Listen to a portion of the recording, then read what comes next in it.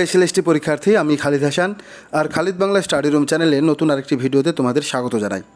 তুমি কি আসন্ন স্কুল সার্ভিস কমিশনের বাংলা বিষয়ে প্রস্তুতি নিচ্ছ? তাহলে এই ভিডিওটি শুধুই তোমার জন্য। আজ আমি নিয়ে এসেছি নবম শ্রেণী সাহিত্য সম্ভার বইয়ের কবিতা থেকে বাছাইকৃত 60টি এমসিকিউ প্রশ্নোত্তরের মক টেস্ট। আমি সেই সমস্ত প্রশ্নকে এখানে বাছাই করেছি যে সমস্ত প্রশ্নগুলো পরীক্ষায় আসার প্রবল সম্ভাবনা রয়েছে। সুতরাং খাতা কলম নিয়ে বসে পড়ো আর নিজের প্রস্তুতিকে নিয়ে যাও আরও এক ধাপ এগিয়ে। তো চলো শুরু করা যাক আজকের গুরুত্বপূর্ণ প্রশ্নোত্তর পর্ব। আজকের ভিডিওর প্রথম প্রশ্ন, যে শয্যায় আজি তুমি শুয়েছ, এখানে শয্যা শব্দটি কোন অর্থে প্রযুক্ত হয়েছে? এখানে 4টে অপশান রয়েছে, তার মধ্যে যেটা সঠিক উত্তর তুমি সেটা সিলেক্ট করো। সঠিক উত্তর হচ্ছে অপশান গ, মৃত্যু। এখানে কিন্তু প্রশ্নটা আরও অনেক রকমভাবে আসতে পারে, যেমন বক্তা কে বা কোন কবিতার অন্তর্গত, সেগুলো একটু তোমাদের জেনে রাখতে হবে। তাহলে এটা হচ্ছে বীরবাহুর মৃত্যুতে রাবণ, সেই কবিতার অংশ, আর বক্তা হচ্ছে এখানে স্বয়ং রাবণ। ভীরু সে মুড়ো, এখানে ভীরু ও মুড়ো বলতে কাকে বোঝানো হয়েছে?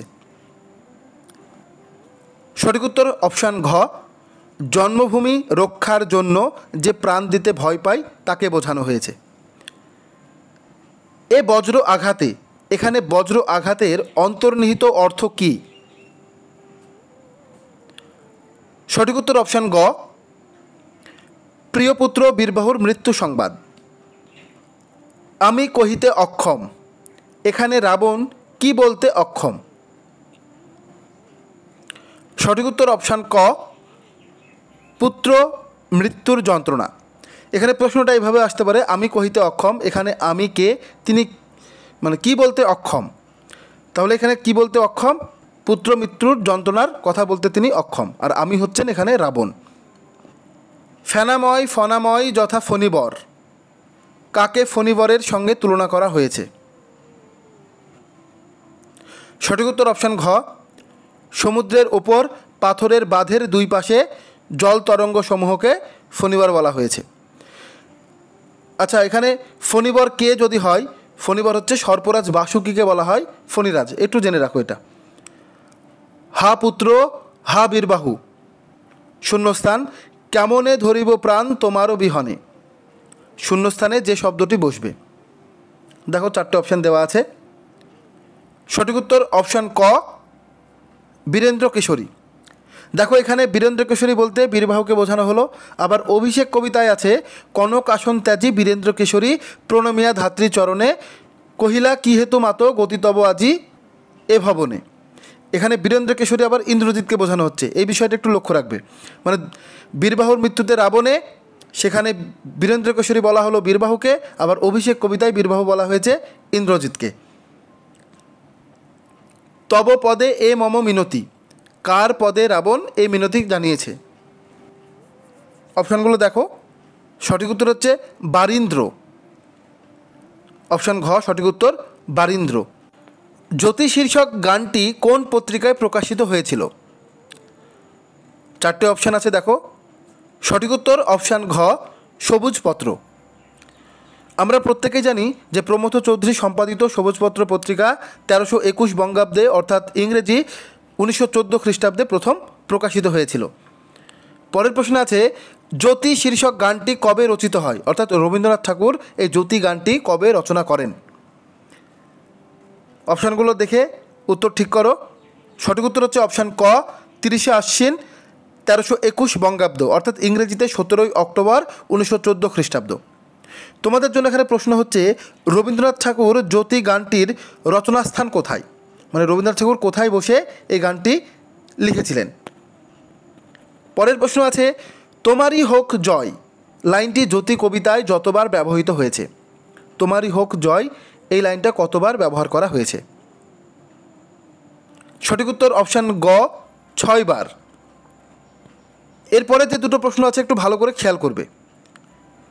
এসো দুঃসহ এসো এসো শূন্যস্থান। 4টে অপশান আছে, কোনটা সঠিক হবে? সঠিক হবে অপশান গ, নির্দয়। এসো দুঃসহ এসো এসো নির্দয়। পরের প্রশ্নটা দেখো, এসো নির্মল এসো এসো শূন্যস্থান। এটা সঠিক উত্তর হবে অপশান খ, নির্ভয়। তাহলে এখানে কিন্তু তালগোল পাকানোর একটা সম্ভাবনা রয়েছে। তাহলে যখন দুঃসহ থাকবে তখন হবে নির্দয়, আর যখন নির্মল থাকবে তখন হবে নির্ভয়। আচ্ছা, তোমাদের জন্য আরেকটা প্রশ্ন, রবীন্দ্রনাথের জ্যোতি গানটি তার কোন নাটকে ব্যবহৃত হয়েছিল? এই জ্যোতি গানটি রবীন্দ্রনাথ ঠাকুর কোন নাটকে ব্যবহার করেছিলেন? যারা জানো ঝটপট কমেন্টে লিখে জানাও। পরের প্রশ্ন আছে, নগরলক্ষ্মী কবিতাটি যে কাব্যগ্রন্থের অন্তর্ভুক্ত? সঠিক উত্তর হচ্ছে অপশান গ, কথা ও কাহিনী। কথা ও কাহিনী এই কাব্যগ্রন্থটি 1900 খ্রিস্টাব্দে প্রকাশিত হয়েছিল। এই কাব্যের অন্তর্গত কথা অংশের 10 সংখ্যক কবিতা হচ্ছে এই নগরলক্ষ্মী কবিতাটি। কবিতাটি 27 আশ্বিন 1306 বঙ্গাব্দ শুক্রবার অর্থাৎ 13ই অক্টোবর 1899 খ্রিস্টাব্দে শিলাইদহে রচনা করেন। যেখানে দুর্ভিক্ষ দেখা দিয়েছিল, 4টে অপশান আছে, কোথায় দুর্ভিক্ষ দেখা দিয়েছিল? সঠিক উত্তর অপশান গ, শ্রাবস্তিপুরে। এই শ্রাবস্তিপুরটা কোথায়? উত্তরপ্রদেশের খোসল রাজ্যের রাজধানী হলো শ্রাবস্তিপুর। উত্তরপ্রদেশের খোসল রাজ্যের রাজধানী হলো শ্রাবস্তিপুর। আচ্ছা, পরের প্রশ্ন দেখি, বুদ্ধের করুণ আঁখি দুটির সঙ্গে রবীন্দ্রনাথ কার তুলনা করেছেন? বুদ্ধের করুণ আঁখি দুটির সঙ্গে রবীন্দ্রনাথ কার তুলনা করেছেন? 4টে অপশান আছে। সঠিক উত্তর হচ্ছে অপশান গ, সন্ধ্যা তারার। লাইনটা এরকম আছে, বুদ্ধের করুণ আঁখি দুটি সন্ধ্যা তারা সম রহে ফুটি। তাহলে সন্ধ্যা তারার সঙ্গে তুলনা করা হয়েছে। এর পরের প্রশ্ন আছে, ক্ষুদিতেরে অন্নদান সেবার দায়িত্বের কথা শুনে যিনি মাথা হেট করেছিলেন? 4টে অপশান আছে, তার মধ্যে সঠিক উত্তর হচ্ছে অপশান খ, রত্নাকর শেঠ। লাইনটা এরকম আছে, শুনি তাহা রত্নাকর শেঠ করিয়া রহিল মাথা হেট। তাহলে রত্নাকর শেঠ হচ্ছে সঠিক উত্তর, অপশান খ। বেদনায় অশ্রুপ্লুতা, বেদনায় অশ্রুপ্লুতা কে? সাথে সাথে উত্তর দেওয়ার চেষ্টা করবে না, অপশানগুলো প্রত্যেকটা অপশান ভালো করে আগে খেয়াল করবে, তারপরে উত্তর করবে। তাহলে এটা সঠিক উত্তর হচ্ছে অপশান ঘ, ক ও খ উভয়ই সঠিক, অর্থাৎ অনাথ পিণ্ডত সুতা আবার সুপ্রিয়া, এই দুটোই সঠিক উত্তর। সুতা মানে হচ্ছে কন্যা, সুপ্রিয়া অনাথ পিণ্ডদের কন্যা ছিলেন। তো কে এই অনাথ পিণ্ডদ? উত্তরপ্রদেশের কোশল রাজ্যের রাজধানী শ্রাবস্তির এক ধনী বণিক ছিলেন সুদত্ত। তিনি এক বন্ধুর বাড়িতে বেড়াতে এসে বুদ্ধের বাণীতে আকৃষ্ট হয়ে ভগবান বুদ্ধের শিষ্যত্ব গ্রহণ করেন। তিনি ছিলেন গৃহদের মধ্যে সর্বশ্রেষ্ঠ শিষ্য। তিনি দিন দুঃখী অনাথদের অন্নদান করতেন বলে তার নাম হয় অনাথ পিণ্ডদ। আর সেই অনাথ পিণ্ডদের কন্যা হচ্ছে সুপ্রিয়া। তাহলে এটা সঠিক উত্তর হচ্ছে অপশান ঘ, অনাথ পিণ্ডদ সুতা এবং সুপ্রিয়া, মানে অনাথ পিণ্ডদ সুতাও যে সুপ্রিয়াও সে একই। ধনধান্য পুষ্পভরা কবিতাটি গান আকারে দ্বিজেন্দ্রলাল রায়ের কোন নাটকে স্থান পেয়েছে? 4টে অপশান আছে। সঠিক উত্তর হচ্ছে অপশান খ, শাহজাহান। এই শাহজাহান নাটকটি 1909 খ্রিস্টাব্দে প্রকাশিত হয়েছিল। এই শাহজাহান নাটকের 3য় অঙ্কের 6ষ্ঠ দৃশ্যে চারণ বালকদের কণ্ঠে এই গানটি গীত হয়েছিল। তারা ফুলের ওপর ঘুমিয়ে পড়ে ফুলের মধু খেয়ে, এখানে তারা বলতে যাদের বোঝানো হয়েছে? সঠিক উত্তর অপশান ক, ভ্রমর। মানে আমাদের গানটাতে আছে অলি, অলি মানে হচ্ছে ভ্রমর। ধনধান্য পুষ্পভরা কবিতায় ধোঁয়া বা রিফ্রেন চরণ দুটি মোট কতবার ব্যবহৃত হয়েছে? এই চরণ দুটি মানে কোন দুটি চরণের কথা বলা হচ্ছে? যে এমন দেশটি কোথাও খুঁজে পাবে না কো তুমি, সকল দেশের রানী সেজে আমার জন্মভূমি। ধোঁয়া মানে যে লাইনগুলো বারবার রিপিট হয়, বারবার ব্যবহৃত হয়। গানের ক্ষেত্রে আমরা দেখি যে কোনো একটা হুক লাইন থাকে, সেই লাইনটাই বারবার রিপিট করে।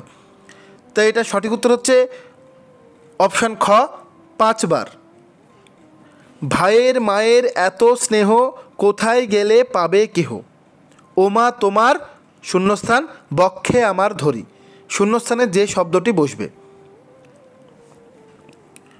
সঠিক উত্তর অপশান খ, চরণ দুটি। মানে গানটিতে এরকম আছে, ভাইয়ের মায়ের এত স্নেহ কোথায় গেলে পাবে কেহ, ওমা তোমার চরণ দুটি বক্ষে আমার ধরি। এত স্নিগ্ধ নদী কাহার, কোথায় এমন ধূম্র পাহাড়, কোথায় এমন শূন্যস্থান আকাশ তলে মেশে। সঠিক উত্তর হচ্ছে অপশান ক, হরিত ক্ষেত্র। কোথায় এমন হরিত ক্ষেত্র আকাশ তলে মেশে? যতীন্দ্রমোহন বাগচি কোন পত্রিকার সম্পাদক ছিলেন না? প্রশ্নগুলো ভালোভাবে সবসময় খেয়াল করবে যে যতীন্দ্রমোহন বাগচি কোন পত্রিকার সম্পাদক ছিলেন না। 4টে অপশান আছে, তার মধ্যে একটা পত্রিকা এমন আছে যে পত্রিকার সম্পাদক যতীন্দ্রমোহন বাগচি ছিলেন না, মানে বাকি 3টি পত্রিকার সম্পাদক তিনি ছিলেন। তাহলে এটার সঠিক উত্তর হচ্ছে অপশান ঘ, ভারতবর্ষ।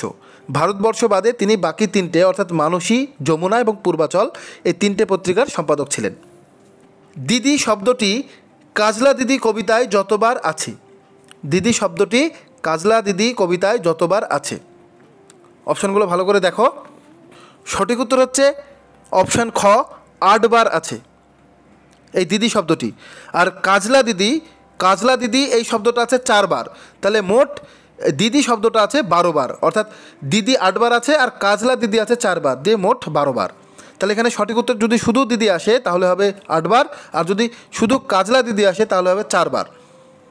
পুকুর থেকে জল আনার সময় খুকি মাকে কি মাড়াতে বারণ করেছে? খুব সহজ একটা প্রশ্ন। সঠিক উত্তর অপশান গ, ভুঁই চাপাতে ভরা শিউলিতলা মাড়াতে বারণ করেছে। বুলবুলি পাখিটি লুকিয়ে থাকে। বুলবুলি পাখিটি কোথায় লুকিয়ে থাকে? ঝটপট কমেন্টে উত্তর জানিয়ে দাও। সঠিক উত্তর হচ্ছে অপশান ঘ, ডালিম গাছের ডালের ফাঁকে। কাজলা দিদি কবিতাটিতে কতগুলি স্তবক বা স্ট্যাঞ্জা আছে? সঠিক উত্তর অপশান ক, 5টি স্তবক বা স্ট্যাঞ্জা আছে। ডাকটিকিট কবিতাটি সত্যেন্দ্রনাথ দত্তের কোন কাব্যের অন্তর্গত? ডাকটিকিট কবিতাটি সত্যেন্দ্রনাথ দত্তের কোন কাব্যের অন্তর্গত? সঠিক উত্তর অপশান গ, বেনু ও বীণা। এই বেনু ও বীণা কাব্যগ্রন্থটি 1906 খ্রিস্টাব্দে প্রকাশিত হয়েছিল। সত্যেন্দ্রনাথ দত্তের বেনু ও বীণা কাব্যগ্রন্থটি কাকে উৎসর্গ করা হয়? মানে যেহেতু ডাকটিকিট এই কবিতাটি বেনু ও বীণা কাব্যগ্রন্থের অন্তর্গত, তাই আমাদের এটা জানা দরকার যে বেনু ও বীণা কাব্যগ্রন্থটি কাকে উৎসর্গ করা হয়। সঠিক উত্তর অপশান গ, রবীন্দ্রনাথ ঠাকুর। এখানে কিন্তু স্পষ্টভাবে উল্লেখ করা নেই যে রবীন্দ্রনাথ ঠাকুরকে উৎসর্গ করা হয়েছে, তবে সেই বেনু ও বীণা কাব্যগ্রন্থের উৎসর্গপত্রে লেখা আছে, যিনি জগতের সাহিত্যকে অলঙ্কৃত করিয়াছেন, যিনি স্বদেশের সাহিত্যকে অমর করিয়াছেন, যিনি বর্তমান যুগের সর্বশ্রেষ্ঠ লেখক, সেই অলোক সামান্য শক্তি সম্পন্ন কবির উদ্দেশ্যে এই সামান্য কবিতাগুলি সসম্ভ্রমে অর্পিত হইল। এখানে কবির উদ্দেশ্য বলতে রবীন্দ্রনাথ ঠাকুরকেই বুঝিয়েছেন, এটা বুঝতে আমাদের অসুবিধা হয় না। তাহলে এটা সঠিক উত্তর হবে অপশান গ, রবীন্দ্রনাথ ঠাকুর। কত পথে এসেছে? মোট কতগুলি পথ ধরে ডাকটিকিট এসেছে? এই ডাকটিকিটের প্রত্যেকটা প্যারা ভালোভাবে খেয়াল করবে, গুনবে।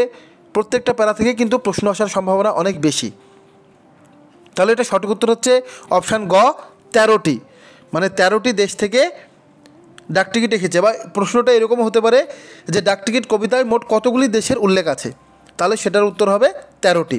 কী কী আছে আমরা একটু দেখে নিই। যুক্তরাজ্য, চিলি, পেরু, ফিজি দ্বীপ, মিশর, সুদান, চীন, পারস্য, জাপান, তুর্কি, রুশ, ফ্রান্স, গ্রিস।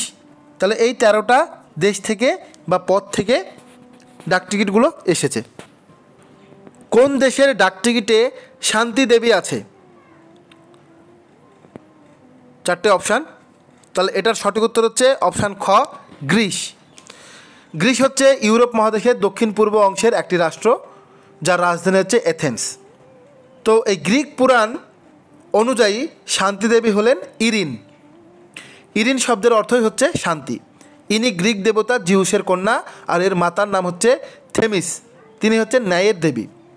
আমরা এই দেবীর প্রতীকী চিত্র প্রায় সকলেই দেখেছি।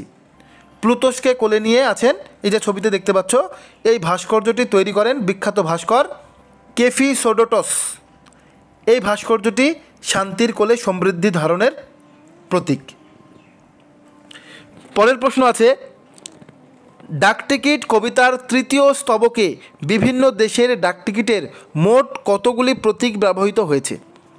এই প্রশ্নগুলো কিন্তু একটু কঠিন। তোমরা কিন্তু বারবার বলছি তোমাদের যে প্রত্যেকটা স্ট্যাঞ্জা তোমরা ভালোভাবে খেয়াল করবে যে কতটা করে প্রতীক চিহ্ন আছে বা কতগুলো দেশের নাম আছে, এগুলো একটু খেয়াল করবে। সঠিক উত্তর হচ্ছে অপশান ক 10টি। তার তৃতীয় স্ট্যান্ডাতে আছে নব সূর্যোদয়, শান্তিদেবী, তুষার পর্বত, হংস, জেব্রা, বরুণ, শকুনি, সর্পচয়, রাজা, মহৎমানব।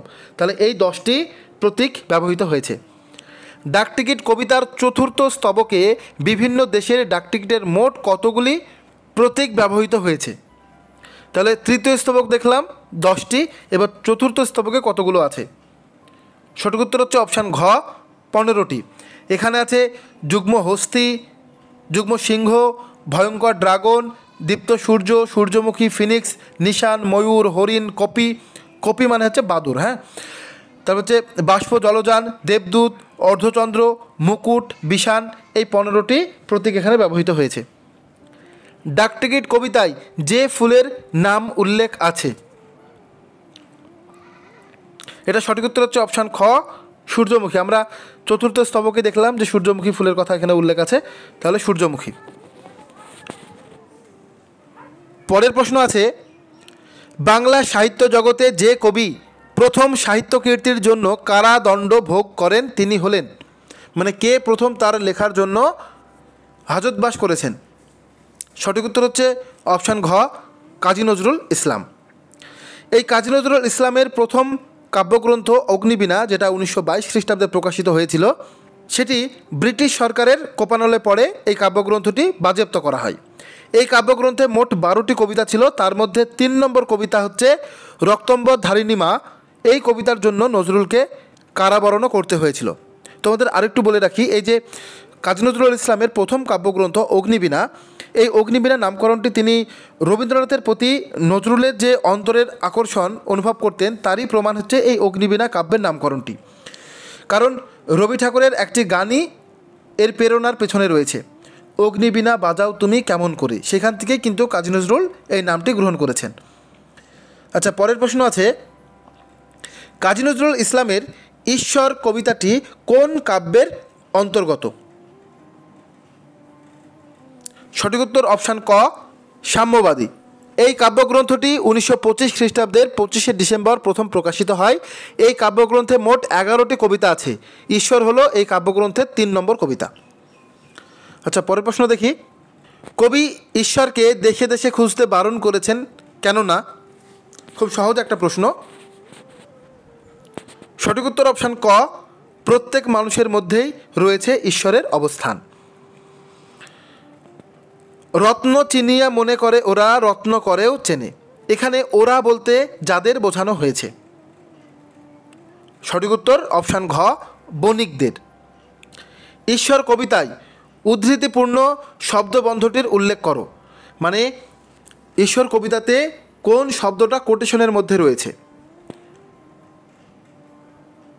সঠিক উত্তর হচ্ছে অপশান খ প্রাইভেট সেক্রেটারি। তোমরা কবিতাটা একটু খেয়াল করলে দেখবে প্রাইভেট সেক্রেটারি এটা কোটেশনের মধ্যে রাখা হয়েছে। ঈশ্বর কবিতায় মোট কয়টি জিজ্ঞাসা চিহ্ন ব্যবহৃত হয়েছে? জিজ্ঞাসা চিহ্ন কতবার ব্যবহার করা হয়েছে কবিতায়? কবিতায় জিজ্ঞাসা চিহ্ন ব্যবহার করেছে অপশান ক সঠিক উত্তর 2বার। মানে প্রথম 2 লাইনেই 2টি জিজ্ঞাসা চিহ্ন রয়েছে, তোমরা খেয়াল করবে।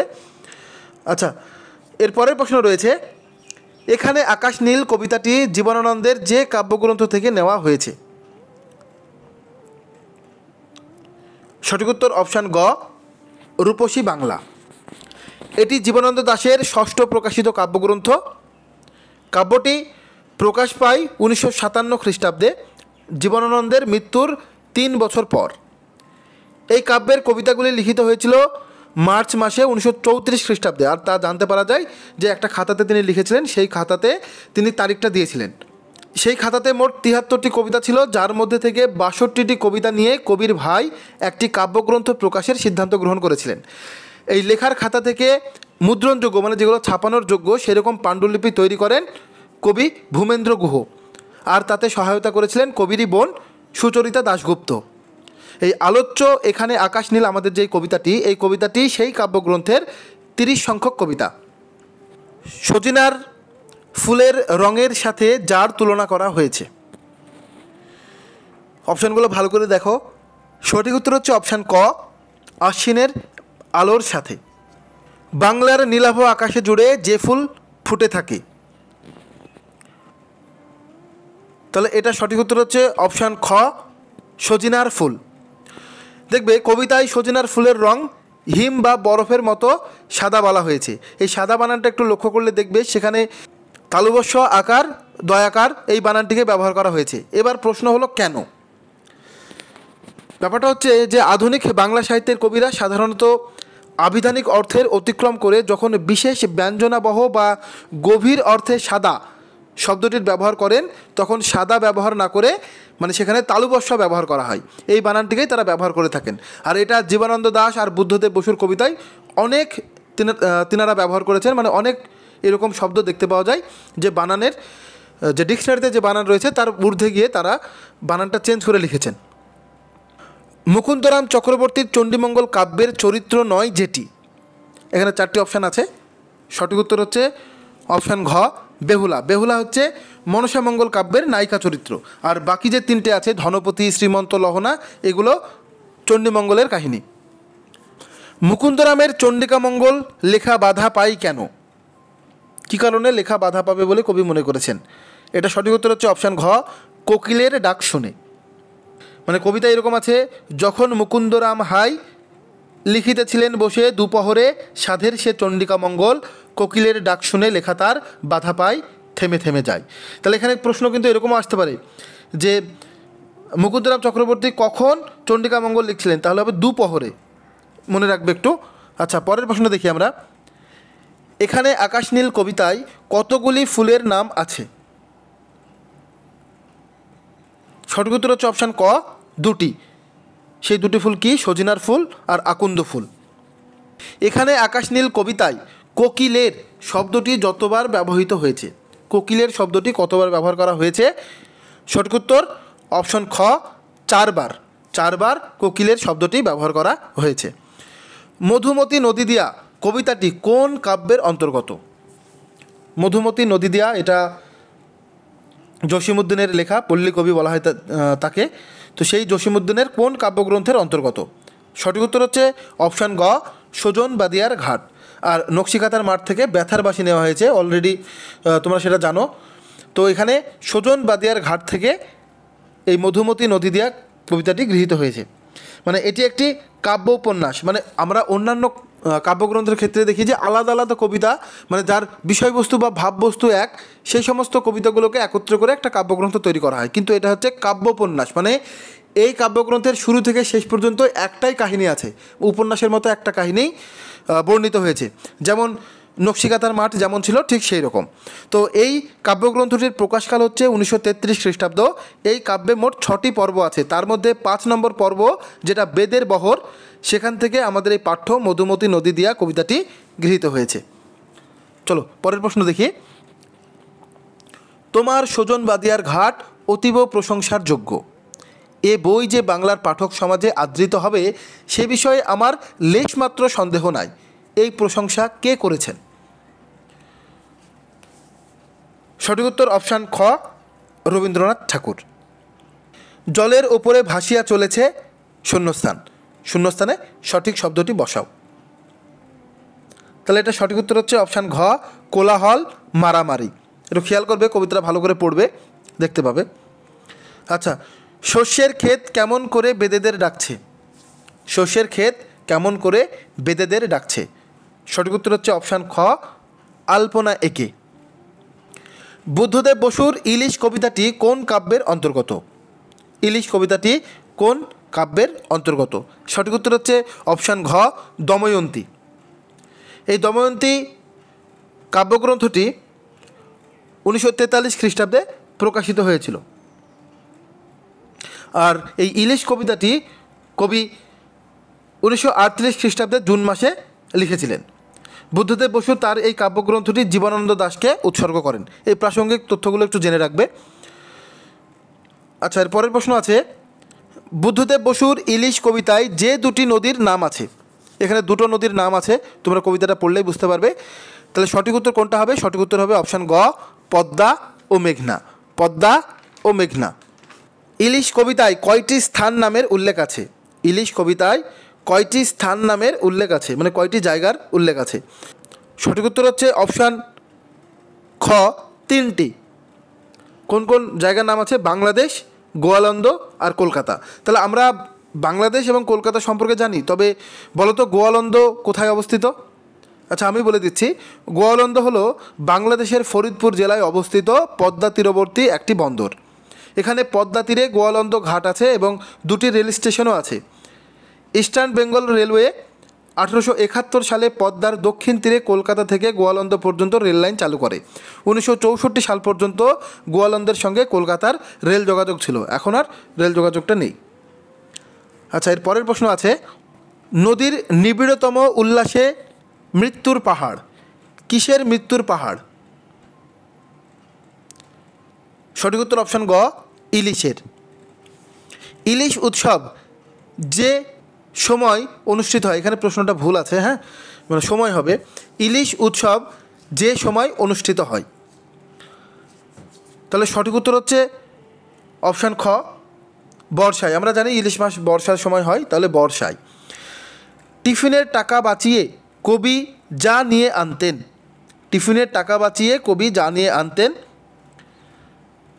এটা সঠিক উত্তর হচ্ছে অপশান গ, কমলা লেবু।